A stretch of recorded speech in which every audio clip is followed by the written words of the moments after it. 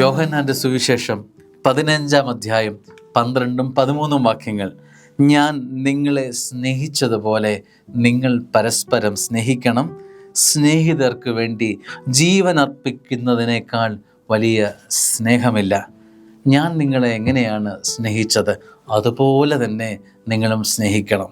നമ്മുടെയൊക്കെ സ്നേഹത്തിൻ്റെ മാനദണ്ഡം എന്താണെന്ന് അറിയാമോ? നമുക്കെന്തെങ്കിലും കിട്ടുക എന്നുള്ളതാണ്. എനിക്കെന്തെങ്കിലും തരുന്നവർ, എന്നെ അനുകൂലിക്കുന്നവർ, എന്നെ ഇഷ്ടപ്പെടുന്നവർ, അവരെയൊക്കെ ഞാനും സ്നേഹിക്കും. എന്നാൽ ക്രിസ്തുവിൻ്റെ സ്നേഹം അങ്ങനെയല്ലല്ലോ.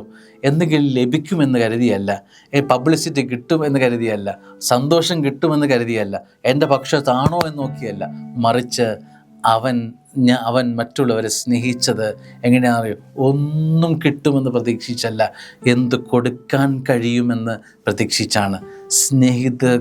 സ്നേഹിതർക്ക് വേണ്ടി ജീവൻ നൽകി അവൻ സ്നേഹിച്ചു. ഇതാണ് സ്നേഹത്തിൻ്റെ പ്രത്യേകത. കൊടുത്ത് സ്നേഹം കൊടുത്ത് ഇല്ലാതായവൻ്റെ പേരാണ് സ്നേഹം. ഈ സ്നേഹിതനായ യേശു കൊടുത്ത് വറ്റിപ്പോയ സ്നേഹത്തിൻ്റെ പേരാണ് യേശു. കൊടുത്ത് ചോരയില്ലാതായവൻ്റെ പേരാണ് ക്രിസ്തു.